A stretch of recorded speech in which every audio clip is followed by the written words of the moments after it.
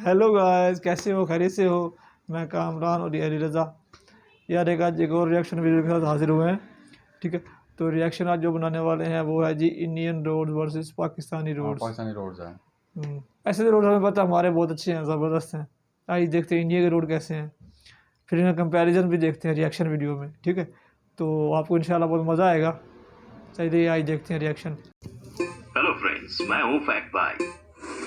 और क्या आप जानते हैं, इंडिया और पाकिस्तान जो कभी एक दूसरे की लाठी बनकर चलते थे, उनके सफर का पहला रास्ता यानी रोड कब बना था? मैं बताता हूँ। इंडिया में सबसे पहला रोड सन 1830 में बना था, पर पाकिस्तान यहाँ भी हमसे थोड़ा पीछे था, क्योंकि वहाँ पहला रोड इंडिया से 30 साल बाद यानी सन 1860 में बना था। अब लेट तो लेट सही, लेकिन यूएस के international newspaper the wall street journal के मुताबिक पाकिस्तान के रोड हमारे रोड से अच्छे हैं। पर कैसे? इसका एक रीजन तो ये है कि पाकिस्तान अपने रास्तों का कॉन्ट्रैक्ट चाइना और मलेशिया जैसी कंट्रीज को देता है। पर इसके दूसरे सारे रीजन जानने से पहले क्या आपको पता है कि आज जहां पाकिस्तान एशिया का सबसे बड़ा ऐसा देश है जहां ट्रैफिक डेथ्स होती हैं, वहीं इंडिया दुनिया में होने वाले 11% ग्लोबल डेथ यानी 4.5 लाख क्रैशेस हर साल देखता है। तो आपको क्या लगता है, पाकिस्तान रोड और इंडियन रोड दोनों में कौन बेहतर है? रोड की इस रेस में किसका पलड़ा भारी है? देखते हैं हमारे आज के video Pakistan road versus Indian roads में। अब अगर हम सड़कों की बात करें तो यही वो चीज है जो इंसान से इंसान को और एक जगह को दूसरी जगह से जोड़ती है। तभी तो इनके डेवलपमेंट की पहली नींव 2800 ईसा पूर्व में 2800 बीसी में इंडस वैली सिविलाइजेशन के हड़प्पा और मोहनजोदारो जैसे शहरों में रखी गई थी, ताकि इनके जरिए हर शहर एक दूसरे से जुड़ पाए और लोगों को ट्रेड करने में आसानी हो। लेकिन इंडस वैली सिविलाइजेशन में रोड्स की बस नींव रखी गई थी, जबकि इनको बनाने का काम इनके बाद आने वाले राजा महाराजाओं ने किया था। और उनके इसी काम को आगे बढ़ाते हुए मौर्य एम्पायर ने ग्रैंड ट्रंक रोड, जो अफगानिस्तान के काबुल से शुरू होकर पाकिस्तान और इंडिया से होते हुए बांग्लादेश तक जाती है, उसे बनाया था। इसके बाद जैसे जैसे मानव प्रजाति की पीढ़ी आगे बढ़ी, वैसे वैसे इन रोड्स का काम भी आगे बढ़ता गया, क्योंकि सूर्य एम्पायर, मुगल एम्पायर और यहाँ तक कि ब्रिटिश एम्पायर ने भी इन्हें बेहतर बनाने के लिए इन्हें अपने अपने राज में रिबिल्ड किया था। लेकिन आज जिस तरह के रोड्स हम इंडिया में देख रहे हैं, उस मेटल रोड का कंस्ट्रक्शन जैसा मैंने बताया 1830 में ब्रिटिश ईस्ट इंडिया कंपनी ने पहली बार किया था, जिसके बाद 1860 में ये कंस्ट्रक्शन पाकिस्तान पहुंचा था। और आज ये कंस्ट्रक्शन इतना बड़ा हो गया है कि इंडिया में 1,42,126 किलोमीटर तक जा पहुंचा है, जिसने इंडिया को दुनिया के दूसरे सबसे बड़े रोड नेटवर्क में शामिल कर दिया है। क्योंकि इंडिया में एक नहीं बल्कि 6 अलग अलग टाइप के रोड्स हैं, जिसमें expressway, national highways, state highways, district roads, rural roads और बॉर्डर रोड्स शामिल हैं। इसकी एक वजह यह भी है कि अगर हम शहरों को छोड़कर सिर्फ हमारे गांव देहात की बात करें तो यहाँ रूरल रोड ही 45 लाख किलोमीटर तक फैला हुआ है, जो इंडियन रोड के नेटवर्क का 72.97% कंट्रीब्यूटर है।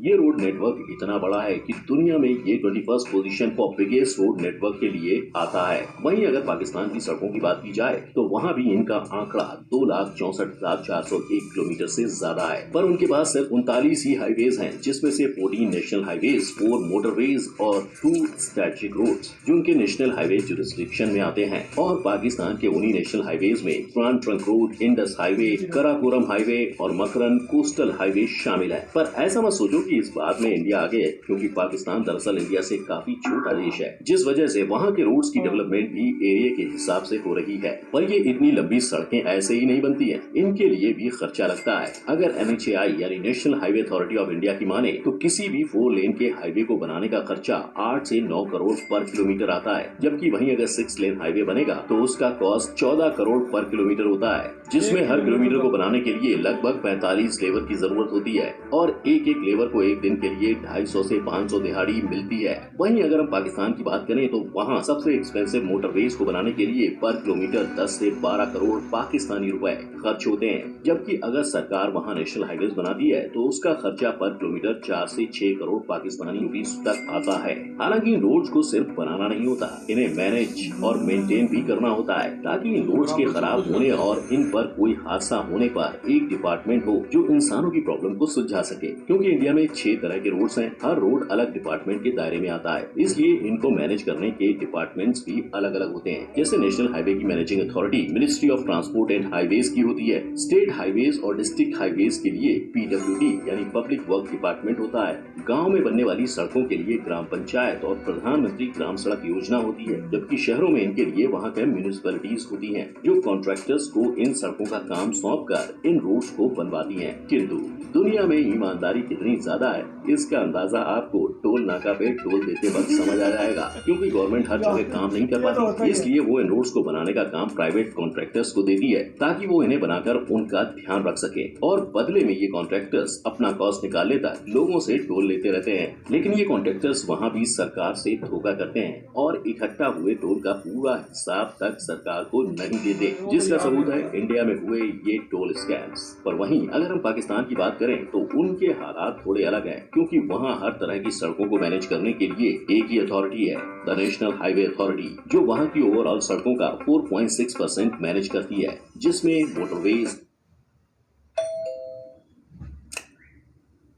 अभी फूड पांडा करो, जिसमें मोटरवेज, हाईवेज, स्ट्रैटेजिक रूट्स सभी शामिल हैं। परंतु आप ऐसा बिल्कुल मत सोचो कि पाकिस्तान में सड़कें कम हैं और एक ही अथॉरिटी है तो वहाँ स्कैम नहीं होते होंगे। ना, ऐसा बिल्कुल नहीं है, क्योंकि दुनिया के हर कोने में करप्शन फैला हुआ है और हम तो इंडिया के पिछड़े भाई पाकिस्तान की बात कर रहे हैं, जहाँ इंडिया की ही तरह करप्शन में कंजूसी नहीं होती।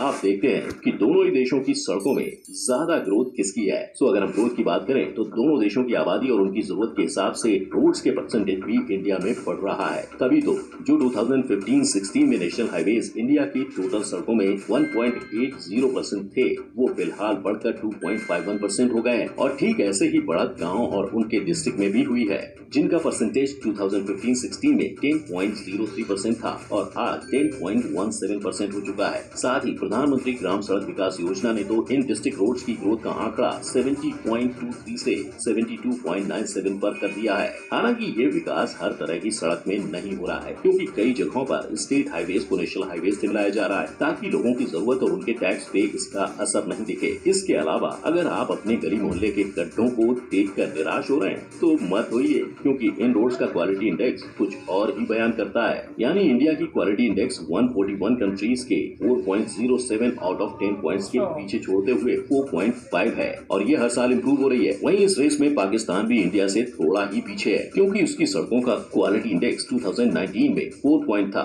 जिसमें पाकिस्तान ने रातों रात तरक्की नहीं की है। इसके पहले पाकिस्तान की सड़कों का हाल काफी साल तक बुरा था, फिर इससे सबक लेते हुए वो अब इनको सुधारने में लगा हुआ है। और क्योंकि पाकिस्तान किसी भी रेस में इंडिया से पीछे नहीं है, इसीलिए तो हर साल इनका भी व्हीकल का ट्रैफिक 3% से और पैसेंजर ट्रैफिक 4.5% से बढ़ रहा है, जो पाकिस्तान गवर्नमेंट को वहाँ की सड़कें सुधारने का मौका दे रहा है। नेक्स्ट अब हम बात करते हैं कि कौन से देश के रूल्स और रिस्ट्रिक्शन ज्यादा सख्त हैं। इंडिया के एक्सप्रेसवेज पर 120 किलोमीटर पर आवर की स्पीड लिमिट है और हाईवेज पर ये स्पीड लिमिट हैवी और नॉर्मल व्हीकल के लिए 100 किलोमीटर है। वहीं अगर पाकिस्तान की बात करें तो उनके पास तो भैया एक्सप्रेसवे नहीं है, पर उनके मोटरवेज की स्पीड लिमिट हैवी व्हीकल के लिए इंडिया से ज्यादा यानी 110 किलोमीटर पर आवर है, जबकि कार्स, जीप और SUV के लिए यही speed limit 120 kilometre per hour है। पाकिस्तान में हाईवेज भी है, इसलिए वहाँ की स्पीड लिमिट इंडिया की तरह 100 किलोमीटर पर आवर है। और जैसा कि आप सब जानते हैं, स्पीड लिमिट के साथ साथ हर देश में सड़कों के लिए कुछ रिस्ट्रिक्शंस भी होते हैं, जो इंडिया और पाकिस्तान दोनों ही देशों में सेम है, क्योंकि दोनों ही जगह ओवर स्पीडिंग से लेकर सेफ्टी इक्विपमेंट जैसे हेलमेट, सीट बेल्ट और ग्लव्स लगाने की रिस्ट्रिक्शंस हैं।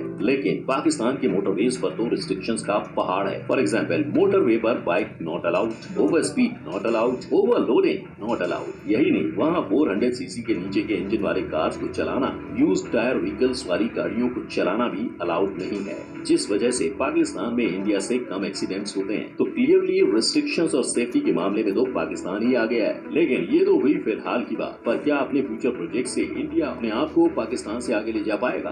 Well, let's find out. सबसे पहले तो बात करते हैं पाकिस्तान की, जो फिलहाल काफी तेज गति से अपनी सड़कों में इम्प्रूवमेंट कर रहा है और इसी के लिए उसने अनाउंस किया है कि आने वाले कुछ सालों में वो M6, motorway 6, M7, M8, M12, M13 बनाने वाला है और इनमें से कुछ की कंस्ट्रक्शन का काम तो शुरू भी हो चुका है। और रहा सवाल इंडिया के मेगा प्रोजेक्ट्स का, अच्छा, तो इंडिया में फिलहाल 12 प्रोजेक्ट सिर्फ एक्सप्रेसवे के चल रहे हैं, जिसमें 1047 किलोमीटर का गंगा एक्सप्रेसवे, 766 किलोमीटर का मुंबई नागपुर एक्सप्रेसवे और कुछ 11 हाईवेज के प्रोजेक्ट्स भी शामिल हैं। सिर्फ इतना ही नहीं, इसके अलावा इंडिया में 1380 किलोमीटर के साथ दुनिया के सबसे बड़े हाईवे दिल्ली मुंबई एक्सप्रेसवे को भी 98,000 करोड़ के साथ मार्च 2023 तक बनाने का प्लान पास हुआ है। हालांकि इन बड़े फ्यूचर प्रोजेक्ट्स के बाद भी दोनों कंट्रीज के एक्सीडेंट केस कुछ और ही बयां करते हैं, क्योंकि इंडिया में सिर्फ 2013 में 1,37,000 लोग एक्सीडेंट्स में मारे गए थे। अगर हम इंडिया द्वारा लड़े गए 4 युद्धों में शहीदों की गिनती करें तो वो 8,000 के करीब है, यानी युद्ध से ज्यादा हमारे देश में लोग रोड एक्सीडेंट में मारे जाते हैं। वहीं अब अगर हम 2018 के डेटा को देखते हैं